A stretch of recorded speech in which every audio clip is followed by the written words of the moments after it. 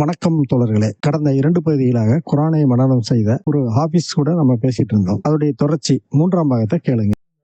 என்ன சொல்லியிருக்காரு தெரியுமா ஹதீஸ்ல? நபி ஒரு ரோட்டால ஏதோ வந்துக்கிட்டார். இப்போ கொஞ்சம் விவசாயிகள் அந்த அந்த மகரந்த சேர்க்கை செய்யறாங்க. ஆண் மரத்தை கொண்டு போய் பெண் மரத்துல தடவுற அந்த வேலையோட செய்யறாங்க.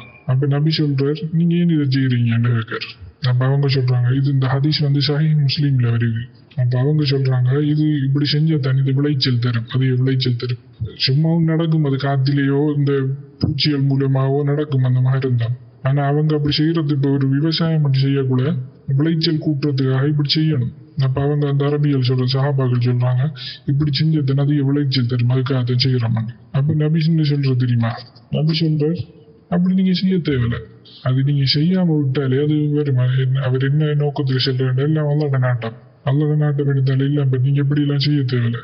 இதே அவர் இன்னொரு விஷயத்துல சொல்லியிருக்கல, அந்த பொம்பளைக்கு உள்ள அடிமை பெண்களை கற்பழிக்கக்குள்ள உள்ளுக்கு விட்டு அடிக்கிறதுமா இல்லாட்டி தேவையாண்டு கேட்கக்குள்ள இதே விஷயத்த சொல்லியிருக்காரு. நீங்க அப்படி செஞ்சாலும் செய்யாட்டியும் அல்லாஹ் உருவாக்க வேண்டியது உருவாக. அதே விஷயத்தை இவர்த்த சொல்றார். சொன்னதுக்கு சஹாபாக்கள் ஓகேன்னு கேட்டுட்டு அதை செய்யாம விடுறாங்க. பிறகு பார்த்தா அந்த ஆண்டில விளைச்சல இல்லை, எல்லாமே லொஸ்ட் ஆயிட்டு. இப்ப நபி கேட்கறது என்ன நடந்தது? சஹாபாக்கள் சொன்னீங்க, யாரை சொன்னீங்க ஒன்றும் செய்ய தேவையில்லைன்னு. பிறகு நபி என்ன சொல்றேன்டா, நான் அப்படித்தான் சொல்லுவேன், அதுக்கு நீங்க என்ன அது கேட்காம இருக்குது? உங்களுக்கு தானே உலக விஷயம் தெரியும். நான் அல்லாஹ் பத்தியும் மறுமையை பத்தியும் சொன்ன அதை நம்புங்க இப்படி சொல்லிட்டு போறாரு. அப்ப நான் கேட்கறேன், என்னண்டா இந்த ஒரு ஹதீஸ் காணும் விளங்குற, இந்த ஒரே ஒரு ஹதீஸ் காணும் நபியை பின்பற்ற தேவையில்லை. இவங்க சொல்றாங்க என்னண்டு, பிறந்ததிலிருந்து பாத்ரூம் போறதிலிருந்து எல்லாமே நபியின் வழிகாட்டல தானே செய்யணும்னு சொல்றாங்க. நபியை சொல்லிட்டு உலக விஷயத்தை நீ பின்பற்ற தேவையில்லை. இந்த தொழுகிறது, ஓதுறது, மையத்து அடக்குறது, இது தவிர எல்லாமே உலக விஷயம். நம்ம ஒரு டீல ஒரு டீ விழுந்தா கூட அதை தாட்டு சொல்லிடுது. அப்ப அது உலக விஷயம் இல்லையா? அந்த குர்ஆன்ல ஒரு வசனம், அவர் இந்த வஹியை தவிர எதையுமே பேச மாட்டார். அப்போ ஒரு வஹி, ஒரு அல்லாட வஹியை கொடுத்த ஒரு இப்படி பேசுவாரா? இந்த மகரந்த சேர்க்கை செய்ய தேவையில்லை என்று ஒரு நபி சொல்லுவாரா? ஒரு தெளிவா ஒரு என்ன சொல்ற, ஒரு இவ்வளவு பொய் சொல்லி வாழ்ந்த ஒரு ஆளு நீங்க எப்படி இதை தலையில வச்சு கொண்டாடுறீங்க? நான் முதல்ல பேசும்போது உங்ககிட்ட இப்படி ஒன்று சொன்னேன். நான் பூமி உருண்டையானது, அது சூரியனை சுற்றி வருகிறது, இப்படின்னு கூட ஒரு சாதாரண விஷயத்த கூட ஒரு இறைவனா இருந்து தன்னுடைய தூதருக்கு சொல்லி தரலையே அப்படின்னு கேட்டேன். எனக்கு அந்த கருத்தை திருப்பி வாங்கிக்கலான்னு தோணுது. இப்போ ஒரு சாதாரண ஒரு மரம், அந்த பாலைவனத்துல எல்லா பக்கமும் பரவலா காண கிடக்கிற ஒரு ஈச்ச மரம். ஈச்ச மரத்துல தன் மகரந்த சேர்க்கைக்கும் அயல் மகரந்த சேர்க்கைக்கும் இருக்கிற நன்மை தீமை கூட புரியாத ஒரு ஆளு பூமியை பத்தியும் சூரியனை பத்தியும் கேலக்சியை பத்தி எப்படி பேச முடியும்? உலகத்தை விட்டு எல்லாம் போக தேவையில்லை. ஒரு சின்ன ஒரு மரம், அதை கூட ஒரு விளங்காத ஒரு ஆளைத்தான் அகிலத்தாருக்கு அருட்கொடை, உலக மக்கள் அடையும் வரைக்கும் உள்ள ஆட்களுக்கு முன்மாதிரி. இப்ப இவரை வச்சுதான் உலக மக்கள் அழியும் வரைக்கும் உள்ள மக்களுக்கு ஒரு புள்ளி, ஒரு சமா மாறான ஒரு வேதம் அனுப்பிடுங்க. அவரு எப்படி சொல்லி கொடுத்தாரோ அப்படிதான் நம்ம யூரின் போகணும். யூரின் போறதுக்கு டாய்லெட்டுக்குள்ள போகும்போது எந்த காலை வச்சுட்டு போகணும், எந்த காலில் அழுத்தம் கொடுத்து எப்படி சாஞ்சி உட்காரணும், எந்த கையால பிடிக்கணும், எப்படி ஆட்டணும், இது அத்தனையுமே அவர் தான் சொல்லி கொடுப்பாரு. ஏன்னா அதுக்கு முன்னாடியும் யாருக்குமே யூரின் போகிறது எப்படின்னு தெரியாம எல்லாம் மேலையெல்லாம் எடுத்து அடிச்சுக்கிட்டு சுத்திட்டு இருந்தாங்க. அவர் வந்ததுக்கு அப்புறம் தான் எங்களுக்கு இந்த விஷயம் எல்லாம் தெரிஞ்சது. சரி, அடுத்த ஒரு வாதம் என்னன்னு கேட்டீங்கன்னா, முஸ்லிம்கள் பெரும்பாலும் சொல்றது குர்ஆன்ல இருக்கிற ஒரு எழுத்து கூட மாறல, கமா புள்ளி எதுவுமே மாறல, அன்னைக்கு எப்படி எழுதுனாங்களோ அப்படியே இன்னைக்கு வர பாதுகாக்கப்படுது அப்படிங்கிறது ஒரு வாதம் இருக்குது. உங்களுக்கு தெரியும், நீங்க ஏற்கனவே மதரசால ஓதிருக்கீங்க, இதுக்கு பின்னாடி இருக்கிற வரலாறு என்னன்னு சொல்லுங்க. ஓகே, இது கொஞ்சம் விரிவாக வைக்க வேண்டியது. இந்த குர்ஆன் ஒரு எழுத்து மாறல, அதை பத்தி இந்த டாபிக்கை பத்தி பேசும்போது நிறைய காமெடிகள் இருக்கு. அதை கொஞ்சத்தை சுருக்கமா சொல்றேன். இப்ப நமக்கு எப்படி சொல்லி தந்தாங்கன்னா, ஒரே ஒரு குர்ஆன் தான் இருக்கு, 1400 வருஷத்துக்கு மேல பாதுகாக்கப்படுது. இது இந்த எழுத்து மாறல. பிறகு பார்த்தா நீங்க சொன்ன மாதிரி இந்த ஹாஃபிஸ் வாரிஸ் காலு நம்ம நிறைய குர்ஆன் இருக்குன்னு சொல்றாங்க. அதுக்கு விளக்கம் கேட்டா அதுக்கு என்ன விளக்கம் சொல்றாங்கன்னா, அதை கேட்டா சொல்லுவாங்க அது 7 வட்டார வழக்குன்னு சொல்லுவாங்க. இந்த வட்டார வழக்குல பெரிய காமெடி. ஒரு ஹதீஸ்ல வருது, ஒரு சஹாபி குர்ஆன் ஓதுறாரு, அது இன்னொரு சஹாபி கேட்டுக்கிட்டு இப்ப நபிட்ட போய் சொல்றாரு, இவர் இப்படி பிள்ளைய ஓதுறாரு. இப்ப நபி என்ன செய்யணும்ன்ற இடத்த அவரை பிள்ளைய மொழி திருத்திருக்கணும், இல்லாட்டி அது சரியாண்டி சொல்லிருக்கணும். இவருக்கு 2 பேரையும் பகச்சிக்கலாம். அதாவது இந்த வந்து சென்ன அந்த சஹாபியையும் பகச்சிக்க முடியாது, அதே நேரம் அந்த பிள்ளைய ஓதினன்ற அவரையும் பகச்சிக்க முடியாது. அதுக்காக எப்படி சொன்னாருண்டா, அவரு சரி நீங்க சொன்னது நீங்க மனப்பாடம் பண்ணி வச்சிருக்கிறதும் சரி. ஏன்னா குர்ஆன் 7 வட்டார வழக்குகள் இறங்கிச்சு சொல்றாரு. அதாவது அந்த 2 சஹாபியும் வேற வேற வட்டாரத்துக்குரிய ஆக்கள் அந்த இதுல வழங்குது. என்னன்னா அவரை வட்டார வழக்குரிய மாதிரி அவர் ஓதுற ஒரு மழுப்பல் ஒன்று கொடுத்துருக்காரு. இப்ப இந்த மழுப்பலால் எவ்வளவு பெரிய பிரச்சனை வந்துச்சுன்னா 7 வட்டார வழக்குன்னு சொல்றாங்க. 7 வட்டார வழக்குமே இங்க இப்ப குர்ஆன் ஒரு சின்ன ஒரு பிள்ளையும் இல்லாம தானே பாதுகாக்கப்பட்டிருக்கு. அந்த 7 வட்டார வழக்குல ஒன்று சரி நீங்க சொல்றீங்க அதுல ஏற்பட்ட பிரச்சனை நிறைய ஒத்துக்குவோம், நம்ம ஒரு குர்ஆன் ஒத்துக்குவோம், நம்ம அதுல ஒரு வழக்கு நிறைய மிச்ச 7 வழக்குமே இங்க போயிட்டு அடுத்தது இவங்க சொல்லுவாங்க அரபில என்னது குர்ஆன்ல ஒரு சின்ன ஒரு கிராமர் மிஸ்டேக், அரபில பெர்ஃபெக்டான அரபி சொல்லுவாங்க. பெர்ஃபெக்ட் ஒரு மொழி எப்படி பெர்ஃபெக்ட் சொல்ற, இப்ப நம்மள தமிழ் இருக்கு, இது ஒரு 1000 வருஷத்துக்கு மொழி இருந்த மாதிரி இப்ப இருக்காது. அதுல நிறைய சொற்கள் மாறி இருக்கும், பேச்சு வளவுக்குரிய மாதிரி மாறி இருக்கும், எழுத்துக்கள் மாறி இருக்கும். மொழி இப்படித்தான் பரிணாமம் அடைகிற, அரபியும் அப்படித்தான் இப்ப இருக்க அந்த அரபி இப்ப இல்ல. குர்ஆன் இறங்கின அரபி என்னன்னு சொன்னா கலோக்கியல் பாஷை, ஒரு குறிப்பிட்ட இடத்துல மட்டும் பேசுற பாஷை. மக்காவில நபி முகமது அந்த குறைஷிகள பாஷை தான் குர்ஆன்.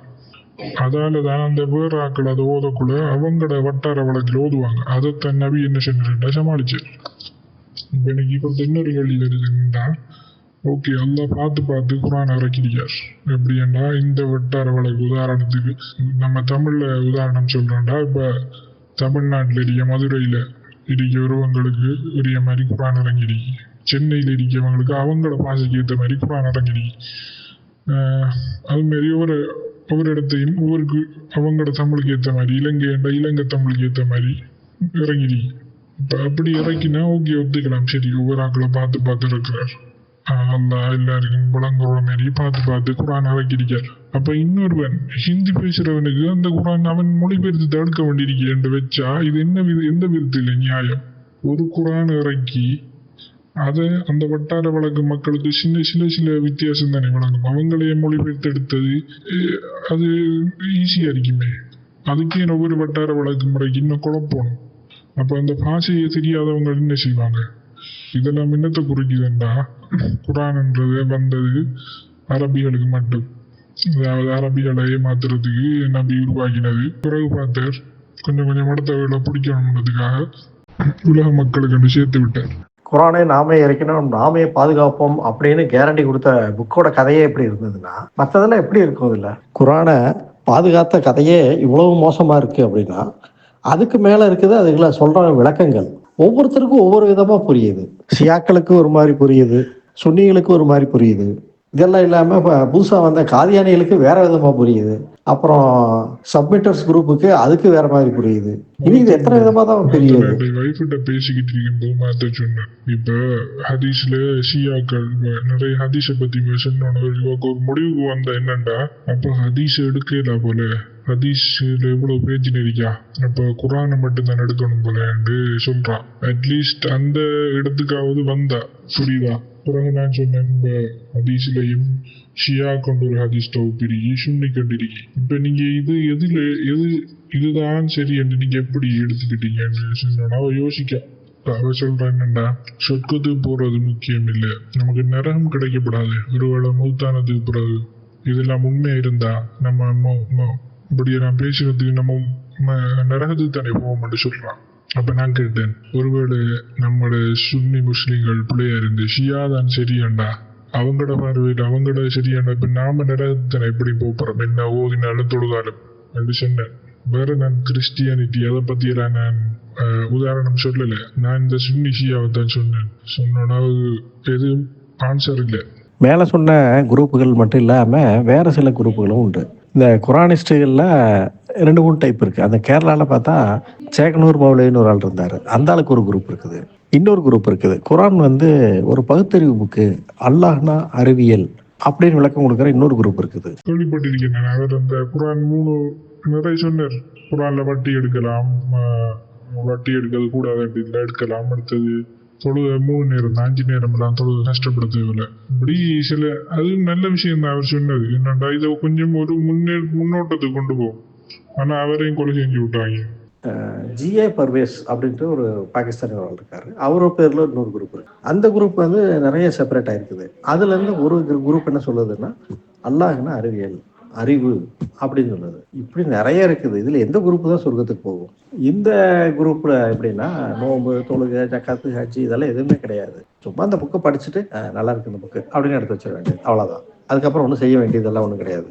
இப்போ நம்ம பேசும்போது சேகனூர் மௌலவி பற்றி பேசணும். அவரை கொண்டுட்டாங்க, அது ஒரு தனிக்கதை. அது ஆனால் அவர் சொன்னதில் வந்து 3 நேர தொழுகை தான். அதே போல் பஜ்ர் தொழுகைங்கிறது வந்து சூரியன் உதிச்சதுக்கு அப்புறம் தான், பகல் வேலையில் தான் வருவது. இப்படிங்கிற மாதிரி நிறைய ஒரு வழக்கமாக இருக்கிறதுலேருந்து மாற்றமாக அவர் சொன்னார். குரானை வச்சு 5 நேர தொழுகைன்னு நிரூபிக்க முடியுமா? அதுவும் தொழுகை முறைகளை எல்லாம் கொண்டு வர முடியுமா? இல்லை பிரதர், குரானை வச்சு சுண்ணத்து கூட பண்ண இல்லாது.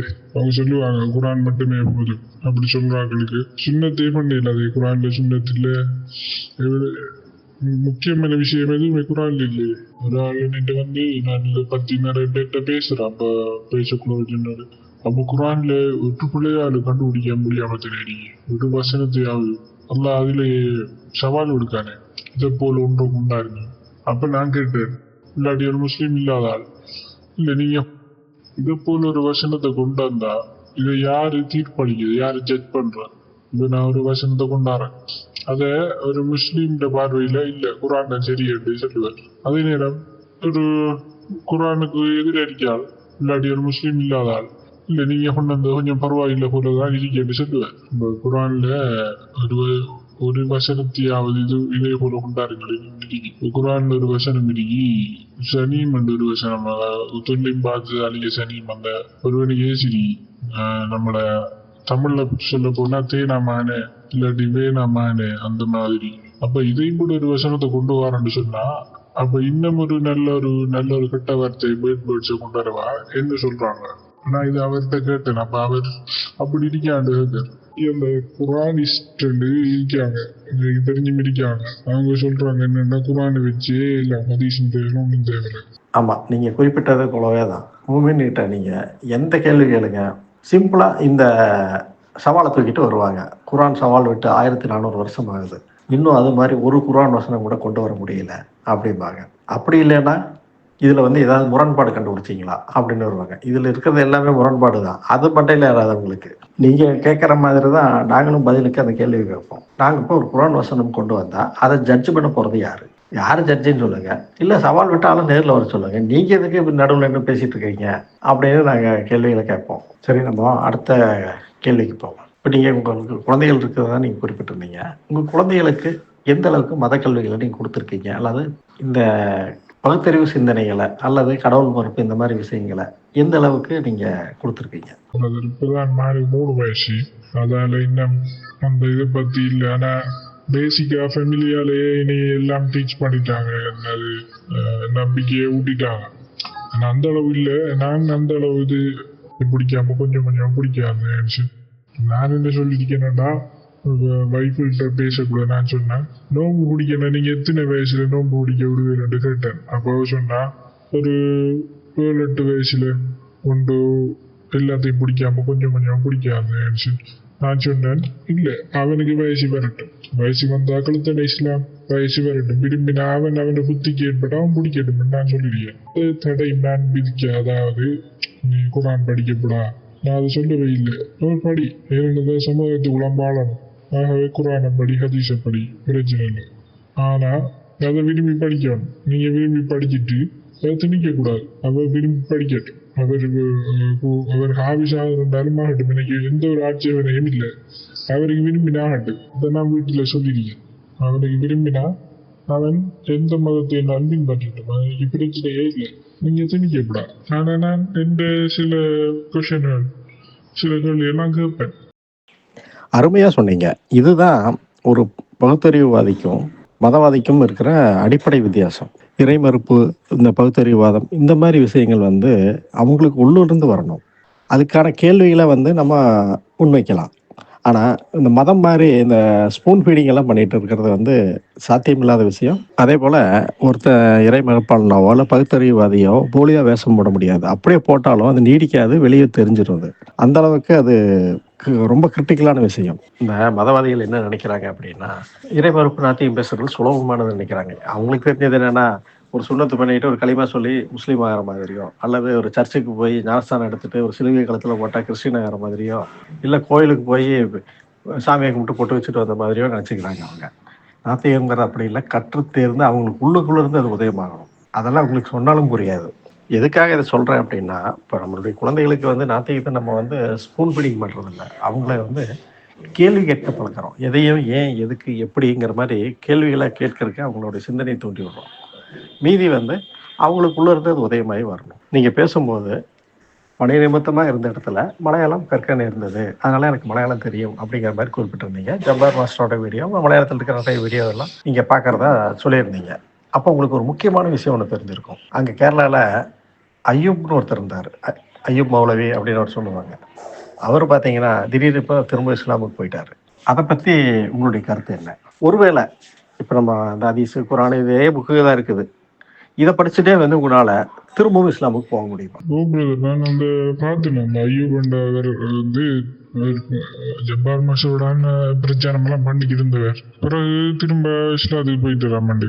நீ அவரே அதுக்கு ஒரு காரணம் சொல்றார். என்னது, அவர் அந்த அவங்களோட அம்மா இறந்த வீடு அப்படி ஒரு இடம் போய் கேளாத நிலையில் இருக்காம், போனா நிறைய பிரச்சனை வருது அப்படி இப்படின்ட்டு அந்த ஒரு தர்க்க ரீதியான ஒரு பதில் சொல்லல. அவர் ஒரு சென்டிமெண்ட், ஒரு ஃபீலிங்ஸா தான் அந்த விட சொன்னார். ஒரு முறை 2 பேருக்கும் விவாதம் நடந்துச்சு. அதுல நிறைய ஜப்பார் மாஷி நிறைய கருத்துக்களை முன் வச்சார். அவர் ஐயூப் மௌலவி சொன்னது என்னன்னா, உங்களுக்கு அரபு தெரியா, நீங்க படிக்கலாம், நீங்க குர்ஆன் கிளாஸ் நடத்தலான்னு சொன்னேன். அதுதான் ஜப்பார் மாஷி சொன்னார், இது வந்து செல்ஃப் கோல். ஒரு இறைவன் வந்து அரபு ஒரு குறிப்பிட்ட மொழி தெரிஞ்சத்தான் அதை விளங்கலாம் சொல்றது அந்த இறைவனை கேவலப்படுத்துற மாதிரி. அது உதாரணத்துக்கு ஒரு சைனீஸ்காரன் ஒரு ப்ராடக்ட் தயாரிக்கானண்டா அது எல்லா நாட்டுக்கும் அனுப்புறதுக்கு அந்த குறிப்பிட்ட நாட்டு பாஷையில தான் அந்த கேட்டலாக் அனுப்புவான். இப்போ இந்தியாவுக்கு அனுப்புறான்டா இந்தியில ஹிந்தி, அப்படி தமிழ், அப்படி அமெரிக்காவுக்கு அனுப்புறான்டா இங்கிலீஷ்ல அந்த கேட்டலாக் அனுப்புவான். இது எப்படி பாவியன்னு. ஆனா அந்த இறைவன் அனுப்பின கேட்டலாக் வந்து அரபியில இருக்கு, அதை அரபி படிச்சதான் தெரியும். அப்ப இப்படி ஒரு கம்பெனில ஒரு மேனேஜர் இருந்துக்கு எங்க சைனீஸ் படிச்சதை எங்களுக்கு ப்ராடக்ட் எல்லாம் விற்கலாம்னு சொன்னா அந்த மேனேஜரை முதல் வேலையை விட்டு தூக்கணும். அதுவும் இல்லாம நீ சாக்கிர் நாயக் அங்க இருக்கிற அந்த MM அக்பர் உண்டு, இப்ப அவங்களே சொல்லிருக்காங்க என்னது எங்களுக்கு அரபி தெரியாது, அவங்களே ஒத்துக்கிட்டாங்க. இப்போ அவங்களே கிளாஸ் நடக்க அவங்களே உலகம் ஃபுல்லா இஸ்லாம பரப்பி தெரியக்குள்ள நான் கிளாஸ் எடுக்கிறதுல என்ன பிரச்சனை அவர்கிட்ட அடுத்து கேட்டிருந்தீங்க. இந்த குர்ஆனை திரும்ப படிச்சா குர்ஆனை இல்லாது திரும்ப இஸ்லாத்துக்கு விளையாடி எப்படி இஸ்லாத்துக்கு போவீங்களான்னு கேட்டிருந்தீங்க. இது நல்ல கேள்வி. எனக்கும் ஆசைதான். எனக்கும் நீங்க நிரூபிச்சா யாரோ குர்ஆன்ல என்ன இருக்கி, இந்த வயலன்ஸ் இல்ல, அடிமத்துவத்தை என்ன நிராகரிச்சிருக்கி, பெண்களுக்கு நான் எப்படியெல்லாம் சொல்லிருக்கி நீங்களும் ஆதாரபூர்வமா தந்தா நான் இப்போதே மாறுறதுக்கு தயார் இஸ்லாத்துக்கு. அதாவது இஸ்லாத்துல அடிமைத்துவம் இல்லை, அடிமைத்துவத்தை ஒழிச்சாச்சு, நபியை வந்து இவங்க சொல்ற மாதிரி அடிமைத்துவத்தை அப்படித்தானே நம்பிக்கிட்டு இருந்த நம்ம ஒழிச்சாங்க. அது மாதிரி பெண்களுக்கு நிறைய சுதந்திரம் கொடுத்தாங்க, நிறைய ரிஃபார்ம் பண்ணாங்க அவங்கள, இந்த மாதிரி தான் அவங்க சொல்லி வச்சிருந்தாங்க. அப்ப இதெல்லாம் நீங்க ஆதாரபூர்வமா இருக்கிறது நீங்க நிரூபிச்சீங்கன்னா இப்போது இஸ்லாத்துக்கு தயார் தான். இப்போ நம்ம குறிப்பிட்டு பேசிட்டு இருந்த அந்த ஐயூப் இருக்காரு, அவரு போனதுக்கு ரீசன், அதாவது எங்களுடைய யூகம் என்னன்னா ஃபினான்சியல் பிரச்சனை தான். அந்த ஆளுக்கு ஃபினான்சியலாக வந்து நிறைய பிரச்சனை இருந்தது, வேற வழி இல்லாமல் தான் அவர் அதுக்கு போயிருக்காரு. ஏன்னா அவர் கேட்ட கேள்விக்கு அவரே பதில் சொல்லலை. அந்த மாதிரி ஒரு சூழ்நிலை வந்திருந்ததுன்னா அவர்கிட்ட சொன்னதில் நியாயம் இருந்திருக்கு. அவர் என்னென்ன இஸ்லாமை பார்த்து கேள்விகள் கேட்டாரோ அந்த கேள்விக்கு எல்லாம் பதில் கிடைச்சிருக்கு, என்கிட்ட தான் இந்த பதில் இதுதான் அப்படின்னு அவர் சொல்லியிருந்தாருன்னா நம்மளும் சேர்ந்து அவர் கூட போயிருக்கலாம். ஆனால் அவர் செஞ்சது என்னன்னு கேட்டிங்கன்னா நம்பிக்கைன்னு ஒரே ஒரு வார்த்தையில் அது முடிச்சிட்டாரு. அதுதான் பிரச்சனைங்க. ஆமா, அதான் அவர் சொன்னார். அவங்க கேட்டாங்க, இப்ப நீங்க இவ்வளவு நாளும் இவ்வளவு கேள்விகளை முன் வச்சிருக்கீங்களா, இப்ப இதுக்கெல்லாம் கூட என்னன்னு கேட்டோன்னா அவர் சிம்பிளா சொன்னார், இப்ப எனக்கு நம்பிக்கை இல்லை, எனக்கு இப்ப நம்பிக்கை வந்துட்டு அதால் நான் அப்படி என்று மறுப்பிட்டேன். நீங்க குறிப்பிடுறதும் அதே தான். இப்போ நம்ம வைக்கிற இந்த கேள்விகளுக்கு பதில் கிடைச்சிருச்சு, நம்மளுடைய அறிவுக்கு ஏற்ற அளவுக்கு ஆய்வு பண்ணி பார்க்கலாம், நல்லா இருக்குது அப்படிங்கும் போது தான் அப்படி ஒரு கருத்தை நம்ம வந்து கன்சிடர் பண்ண வேண்டிய வரும். அது ஒரு காலத்தில் நடக்க போகிறதில்ல. நம்ம அடுத்த கேள்விக்கு போவோம். நீங்கள் முன்ன பேசும்போது ஒன்று குறிப்பிட்டீங்க, கிறிஸ்டியானிட்டி 100-200 வருஷங்களுக்கு முன்னாடி இப்படி கிடையாது, ரொம்பவும் வன்முறையாக பயங்கரமாக தான் இருந்தது. ஆனால் அதுக்கப்புறம் வந்த விமர்சனங்களை ஏற்றுக்கிட்டு அது ரிஃபார்ம் ஆகி இன்னைக்கு இருக்கிற மாதிரி ஒரு நிலைக்கு வந்து அமைதியாக இருக்குது அப்படின்னு குறிப்பிட்டீங்க. இந்த வாய்ப்புகள் இஸ்லாமுக்கு உண்டா? சொல்ல தெரியல. ரெண்டுக்கும் வாய்ப்பு என்னன்னா, இப்போ இந்த இன்டர்நெட் எல்லாம் வந்ததுக்கு பிறகு நிறைய வழியாகுது நிறைய விஷயங்கள். நிறைய எக்ஸ்பிரஸ்லையும் அப்படி இப்படி வழியாகிறாங்க. அதே மாதிரி அந்த சும்மா நோமல்ல நம்பிக்கையில் இருக்கவங்க இதெல்லாம் படிச்சதுக்கு பிறகு எக்ஸ்ட்ரீமிஸ்டா தீவிரவாதத்துக்கு போற நிலைமையும் இருக்கு. இப்ப யூரோப்ல பாத்தீங்கன்னா நிறைய முஸ்லீம்கள் வாரான்னு சொல்றாங்க, வெள்ளக்காரர்கள் அப்படி வாரான்னு சொல்றாங்க.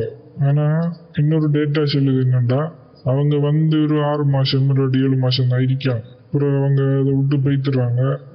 என்னென்னா அவங்களுக்கு தெரியா, அவங்க அந்த வெளி கவர்ச்சியை கண்டு தானே வாரவங்க. நேற்று முந்தினாத்து ஒரு நியூஸ் உண்டு, ஸ்னீக்கோ உண்டு, ஒரு ஃபேமஸ் யூடியூபர், அது தெரியுமா தெரியா அந்த. இப்போ அவன் வந்து அந்த அசீமல் ஹக்கீமிட்டு கேள்விகள் கேட்கான். அவனுக்கு இப்போ அந்த கேள்விகள் வருது. இப்போ அவன் ஒரு ஹதீஸ் ஒன்று இருக்கு, இந்த அது வந்து இந்த அரப் சுப்பமேசியை பேசுது. அந்த ஹதீஸ் அரபிகள் தான் சிறந்தவங்க, எமன்ல உள்ளவங்க தான் உலகத்திலே சிறந்தவங்க, மக்கள்ல சிறந்தவங்க எமன்ல உள்ளவங்க. இப்போ இவன் அதை கேட்டு கேட்கான். அதுக்கு அந்த அசீமல் ஹக்கீம் அந்த மூலவி என்ன சொல்றாருன்னா, தம்பி நீங்க மதத்துக்குள்ள வந்தா அப்படியே கேட்டுக்கு இருந்துடணும், கேள்வியெல்லாம் கேட்கக்கூடா, கேள்வி கேட்ட நீங்க காப்பீர் என்ன விட்டு வெளியாங்க அப்படி சொல்ற.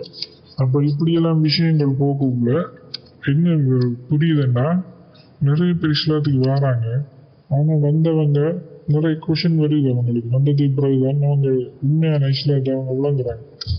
இப்போ கேரளாவில நிறைய ரிஃபார்ம் ஆயிட்டு. இப்போ இஸ்லாம் இப்போ தமிழ்நாட்டிலேயோ ஸ்ரீலங்காவிலேயோ இருக்க மாதிரி இல்லை, கேரளாவில் அங்க நிறைய பகிரங்கமா விமர்சிக்காங்க, எல்லாம் செய்யறாங்க. இப்போ ஆனா இங்கெல்லாம் அப்படி இல்லையே. என்ன காரணம்னா, கல்வி அறிவு குறை இருக்கத்தாலே என்று நான் நினைக்கிறேன். இல்லாட்டி அவங்க என்ன காரணம் பண்ணி சரியா வழங்குது. அந்த கல்வி அறிவுகள் கூட இருக்கக்குள்ள என்ன நடக்கும்னா, நிறைய மக்கள் எல்லாம் படிப்பாங்க, அதால இதுக்கு வெளியாகிறதுக்கு வாய்ப்பு இருக்கு. ஆனா நான் அப்படியும் அது 100% அப்படி சொல்லலாடேன்னு சொல்றேன். எனக்கு தெரிஞ்ச ஒரு டாக்டர், அவர் வந்து இந்த தீவிரவாதத்துல அந்த கதைகள் பேசுறாரு, அந்த ISISக்கு சப்போர்ட்டா தாலிபானுக்கு சப்போர்ட்டா பேசுற டாக்டர் எனக்கு தெரியும். அப்ப சிலது படிச்சும் மேல் இல்லை அந்த நிலைமையில இருக்கு. ஆமா, நீங்க சொல்றதை நான் ஆமதிக்கிறேன். கேரளா போல் இல்ல தமிழ்நாடு, நீங்க ஸ்ரீலங்காவும் கிடையாது அப்படிங்கிறீங்க. இதுக்கு எனக்கு தெரிஞ்ச காரணம் அங்க, அதாவது அந்த மண்டல நிலவக்கூடிய அரசியல் தான். அங்க ஆரம்பத்துல இருந்தே கம்யூனிச தாக்கம் உண்டு. ஒவ்வொருத்தரும் தங்களுடைய உரிமைகளுக்காக குரல் கொடுப்பாங்க. எதுனாலும் மக்கள் வந்து பொது வழியில் நின்று கேள்வி கேட்பாங்க. அந்த மாதிரியான ஒரு மண். ஆனா இங்க அப்படி கிடையாது. எல்லாமே ஒரு வகையான ஒரு அடிமை மனோபாவம். யாராவது ஏதாவது கேட்டுருவாங்களா அப்படின்ட்டு கை கட்டி நின்றுட்டு இருப்பாங்க. இங்கே தமிழ்நாட்டில் இஸ்லாம் மீது விமர்சனம்ங்கிறது வெளிப்படையாக பார்க்க ஆரம்பித்தது இந்த இன்டர்நெட் வந்ததுக்கு அப்புறம் தான். அப்படி பார்க்கும்போது 2002-2003 அந்த காலகட்டங்கள்லாம் இருக்கும், அப்போ தான் ஆரம்பமாகுது. ஆனால் கேரளாவில் 1980களிலேயே வந்து இஸ்லாம் மீது விமர்சனம் நிறைய வச்சுருக்கிறாங்க. உதாரணத்துக்கு சேகலூர் மௌலவி மாதிரி ஆளுங்க வந்து அப்போவே வந்து பல விஷயங்களை பகிரங்கமாக பேசியிருக்கிறாங்க. அந்த மாதிரியான ஒரு சூழலை தமிழ்நாட்டில் உருவாக்கணும் அப்படிங்கிறதுக்காக தான் நானும் சரி என்னுடைய நண்பர்களும் சரி முயற்சி பண்ணிகிட்டு இருக்கிறோம். யூடியூப் சேனல் ஆரம்பிப்போம், ஃபேஸ்புக்கில் எழுதுவோம், பிளாக்ல எழுதுவோம். அரசாங்கத்துடைய அழுத்தம் வரும்போது எல்லாத்தையும் நிறுத்தி வைப்போம். இப்படி தான் போயிட்டுருக்கு எங்கள் பொழப்பு. ரொம்ப நன்றி தோழர், இதுவரை எங்கள் கூட பொறுமையாக உரையாடினீங்க. ஓகே, வணக்கம் தோழர், அடுத்த இதில் சந்திப்போம். நன்றி, வணக்கம்.